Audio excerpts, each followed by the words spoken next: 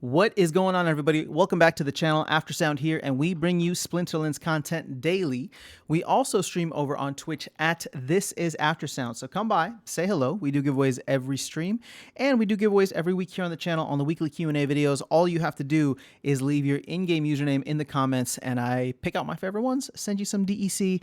Also, wanted to mention that we do live streams here on YouTube as well. Started that very recently, but am very much enjoying it. So Tuesdays, Thursdays, and Sunday mornings for me, and I am based in the US Central Time.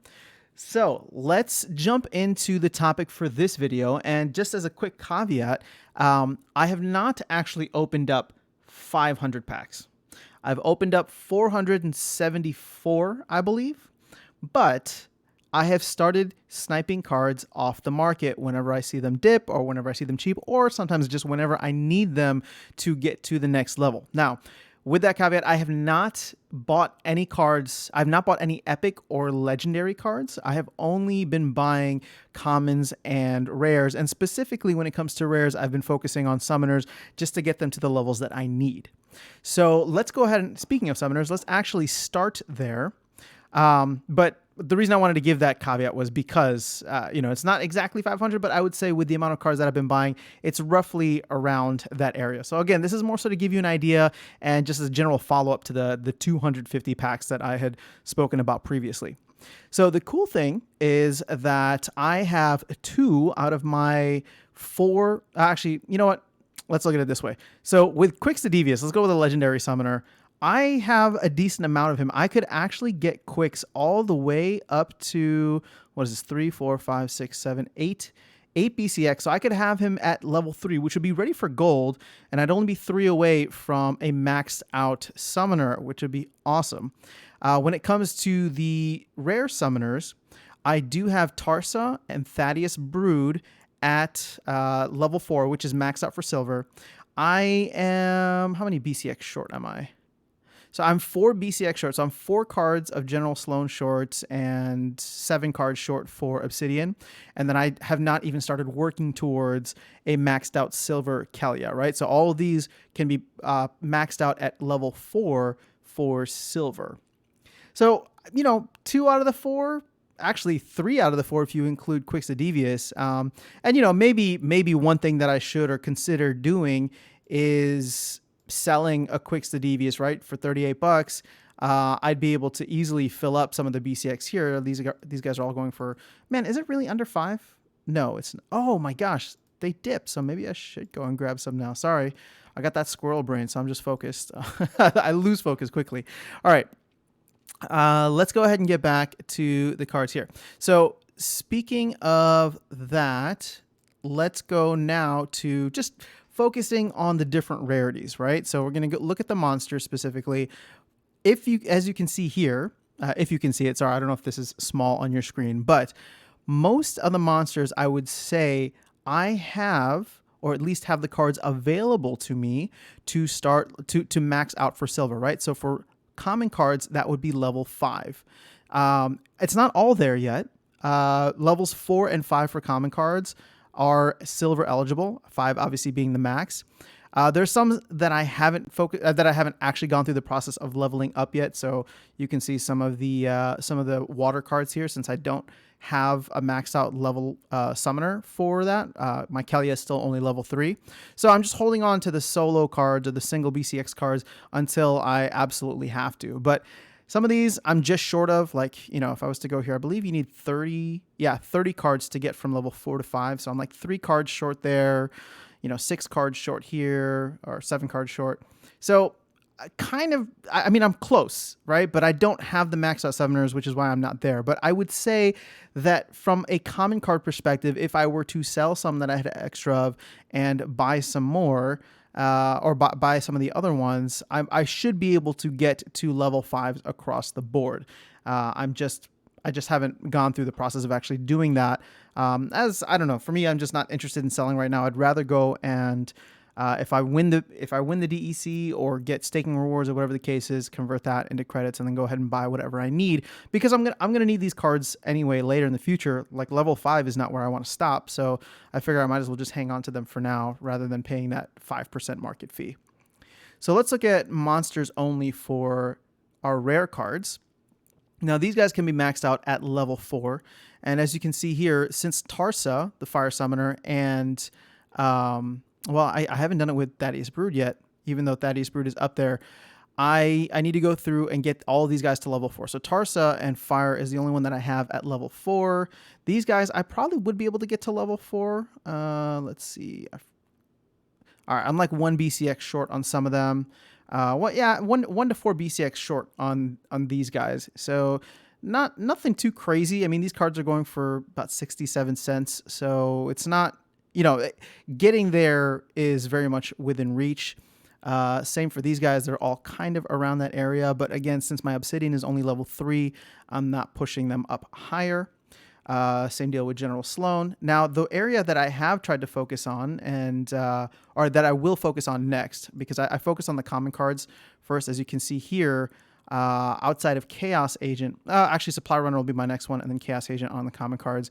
Get these all maxed out to level 5, because then this is why I love neutral cards, just because you will be able to play them with any summoner that's at that level. So if I don't have the summoners yet, or if I'm just focusing on some of the common or rare cards, I might as well grab these guys and get them to a level where they'll be eligible to be played with at least some of the summoners that I have.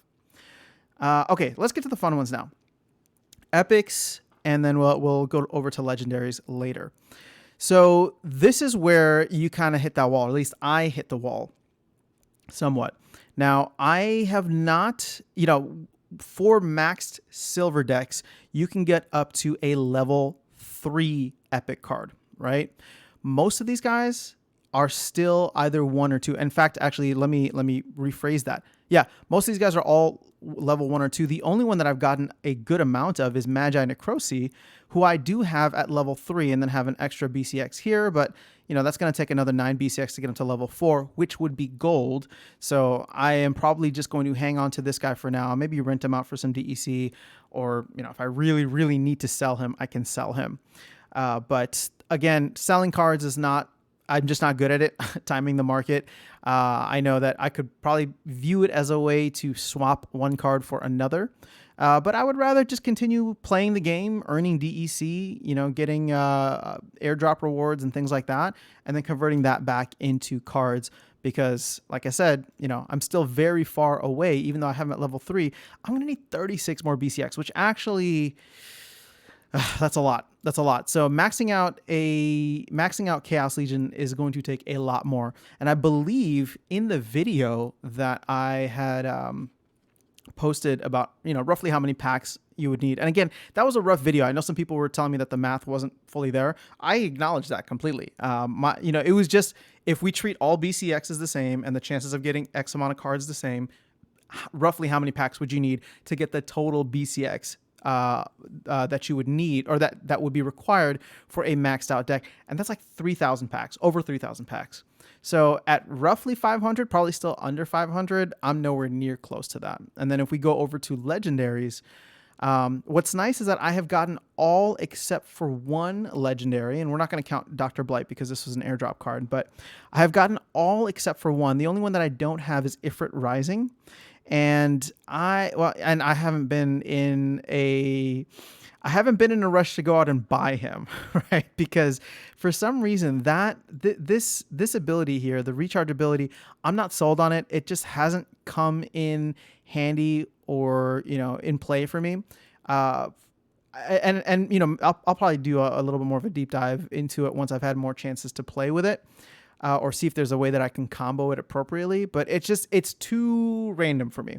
I thought Chaos Dragon was too random, but the recharge ability is even more random for me. But overall, as you can see here, I actually do have a decent amount of the cards at level 2. And then I have some extras, right? So River Hellendale, I'm renting out my extras right now. Adelaide Brightwing, I'm renting out my extras right now.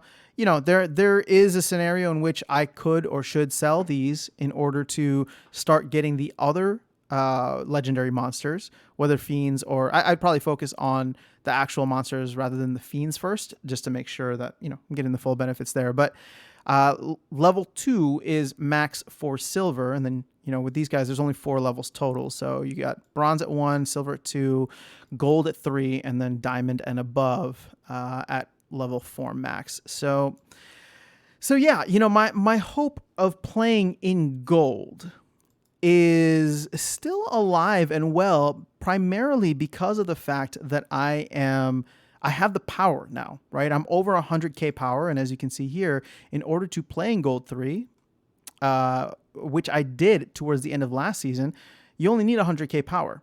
Now, the issue that I ran into was the fact that, similar to before Chaos Legion, where I was playing with all level 1 or starter cards or phantom cards, whatever you want to call them, in silver, and getting totally owned. Now it's just like I leveled up. It's like, hey, I have a silver deck, but now I'm getting beat by cards with gold level power. One thing, let's go ahead and just to make sure that we're fully comprehensive here. For Chaos Legion, just to show you the value here, I did get a lot of, or not, I don't know if it's a lot or a little, but I have gotten a decent amount of gold foil cards. And again, this is what's adding to that power. Some of them I play with, some of them I am renting out, whatever the case is. I'm sure some people would look at this and say, well, if I'm not going to play with it, might as well sell it so I can max out other cards. Valid strategy. I'm not saying that you shouldn't. Like I said, I have real emotional issues selling and parting with any cards, so that's why I just keep them, rent them out, or use them whenever I can. So here are the common level cards. Again, a decent amount. There's multiples of several of them, which is really nice. Rare cards, great as well. Oops. Oh, you know what? Let me go to owned, or there might have been even more there. So, no, owned is fine. Okay. So common cards, I'm sorry, not common, rare cards. You can see here, I have a couple of rare gold foil summoners. I have 2 General Sloans and Akelia, as well as all these other cool people. When it comes to epics, there are a couple here that I am a big fan of. And then I have one legendary, and that is the Void Dragon that I pulled on the stream earlier this week. So overall, providing a good amount of power for when I use them, or providing some passive income for me with, the couple of DEC, or rental prices are down across the board. But, it's allowing at least somebody else to get some power and for me to get something out of it. Since, for example, Tenyi Striker, I believe I have mine already at level 4, and I would need to buy another gold foil of this to get to level 4. And, that's going for what, $13 right now. And then to max him out, I really, really wanted to max out. I really wanted to get gold foil and maxed out cards on commons and rares, but the prices are just too much. I would rather have a playable deck. And so that is where my focus is on right now. And any gold foil cards that I get, I will just continue to use as power for myself to get up into the higher leagues, and then, rent out whenever it makes sense to do that. So hopefully that was valuable to you guys, or educational, or entertaining, whatever the case is. If you did find it that, please consider liking and subscribing. Hopefully, I don't know how many more packs I'm going to buy and or how many packs I'm going to open from the ones that I buy. But I will try to do a follow-up video if I open up a significant amount more. I do feel like sitting at this kind of like 500 level feels okay. And once the general sale opens, I feel like the market is going to reprice itself again. That doesn't necessarily mean it's going to go down, down, down only. But, there will be, I feel like, by the time January rolls around and the January general sale rolls around, I do feel like there will be some either combos, airdrop announcements, some other things that will, again, when I say reprice the market, it will show value to more cards rather than others, right? And then when everything kind of hits the market, yes, there might be this massive dumping on the market initially, but you're going to see some cards rise above others as the utility becomes quite apparent across, whatever combos and things people have been able to discover. Another thing that could probably provide some more like upward pressure, if that's a word, upward like buying pressure rather than downward selling pressure, is when Modern Format comes out. I think, yeah, I mean, there'll be a new focus on the cards like Chaos Legion and I guess Untamed in a sense. But, maybe people are buying that now. So I don't know. That it's actually somewhat chaotic, which I'm enjoying. But I do try to go in and snipe whatever cards that I can. And like I said, for now, I think even though I'm actually somewhat close to gold, I think I'm gonna be okay staying in silver just for a little bit. Just for right now, because until I get a maxed silver deck, I really don't want to go into gold and feel like I'm getting completely outgunned again.